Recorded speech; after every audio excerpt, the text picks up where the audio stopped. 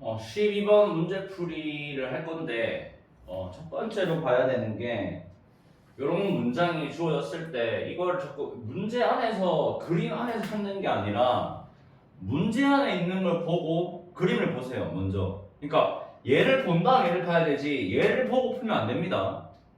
나도 이제 이거 보고 푸는데, 너희가 이거만 보고 풀면 안 되니까, 항상 이거 보고 풀자. 그러면, 얘가 의미하는 건 우리가 AB랑 AD니까 얘가 이등변이구나. 그러면 각이 같은 거 이용할 수 있겠네. 두 번째로 BC랑 BD가 주어져 있으니 얘는 또 어디냐 보면 BC랑 BD면 여기죠. 이렇게 이등변이 두 개 붙어 있는 모양이다 를 알 수가 있고요. 내심이 나왔으면 항상 같이 생각해야 되는 게 뭐냐, 결국 내심은 어떻게 만들어지냐 하니까 각 2등분선의 교점이구나. 요거를 머릿속에 그냥 자동으로 튀어나와야 돼요. 내심이네, 각 2등분선의 교점이네. 근데 이제 문제를 풀기에 앞서서 먼저 한번 해야 될 게, 우리가 각을 지금 구하는 게 누굴 구하는 거냐면 AED를 구하는 거니까 얘를 구하는 거예요. 자, 그런데 가장 먼저 해야 될 거는 당연히 어떤 걸 먼저 해볼 거냐, 얘를 구하기 위해서 필요한 게 누굴 것 같아요? 뭐 다양하겠지만 얘를 구하고 얘를 구한다 이런 것도 다 되겠지만은, 사실 이 문제에서 숨어있는 키워드가 어떤 거냐면 각이동분선인 게, 얘를 구하기 위해서 요 친구와 요 친구를 구할 거예요. 내 친구는 아니지만 이게 무슨, 이걸 왜 구하냐, 요렇게 해도 삼각형이니까 굳이 이렇게 볼 필요는 없잖아요. 그죠? 이 얘기를 왜 하냐면, 자, 여러분들이 한번 생각해 보세요. 이등변 삼각형의 입장에서 생각해 봅시다. 이등변 삼각형은요, 어떤 특징이 있냐면 두 변의 길이가 똑같잖아요. 근데 이제 얘랑 여기 ABC가 있을 때 예시예요. 이거는 어떻게 보면 하나의 이제 팁인데, 이등변 삼각형이 있어요. 거기서 내가 만약에 수선을 내립니다. 이 수선의 역할은 뭐예요? 수직 이등분이 되죠. 자, 수직 이등분이 되면 그 위에 뭐가 있냐면 외심이 있어요. 근데 이게 수직 이등분이기도 하지만 다르게 보면 각 이등분도 돼요. 그러면 어디에 뭐가 있냐? 여기에는 내심이 있습니다. 결국에는 내심과 외심의 위치가 이 수직 이등분선이자 각 이등분선 위에 있겠죠. 이 얘기를 지금 왜 하냐면, 이걸로 인해서 첫 번째, 각 여기를 우리가 편의상 A, B, C, D, E 썼으니까 F라 하고, 그죠? 각 이등분인데 이등변이면 우리가 알 수 있는 이야기가 첫 번째로 바로 각이 나와요. DFE가 그냥 90도입니다. 이게 90도예요. 끝났어요. 얘는 끝났습니다. 이 성질 이용하니까 90도 바로 나왔죠? 남은 건 얘 구하는 건데, 얘를 구하고 싶다.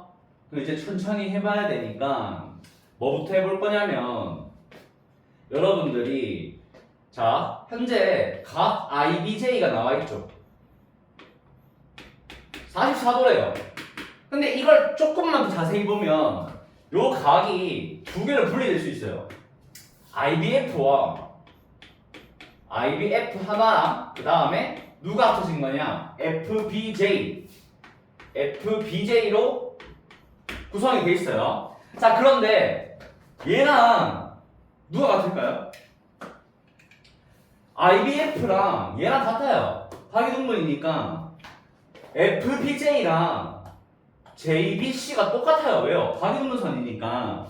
자, 그러면 우리는 이렇게 할 수 있는 거예요. 각 DBC 말고 그러니까 ABC. 각 ABC를 어떻게 구할 것이냐라고 했더니, 우리가 어떻게 구하고자 할 거냐면, 이거부터 하면 안 되겠다. 이거 잠깐 패스할게요. 잠깐만 생겨. 이거 필기하는 사람 미안하니까 지워줘야 돼요. 지우셔야 돼요. 네, 그걸 안 썼네. 이 문제에서 뭐가 있냐면 평행하가 나와있어요. AD와 BC가 평행하대요.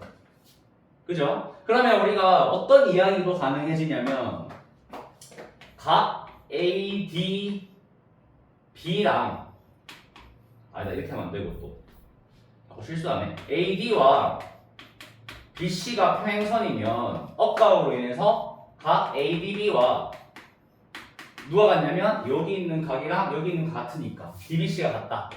여기 먼저 선행이 돼야 되고요. 근데 얘가 또 누구랑 같냐면 이등변 삼각형이니까 요 각이랑 같아요.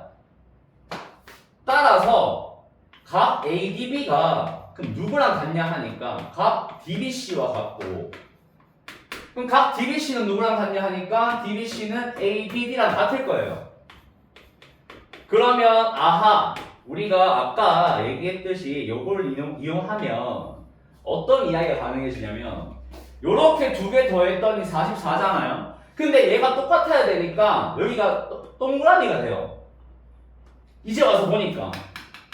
그러면 동그라미 두 개가 44도니까 우리가 어떤 각을 구할 수 있냐에 따라서 각 DBC가 그냥 44예요.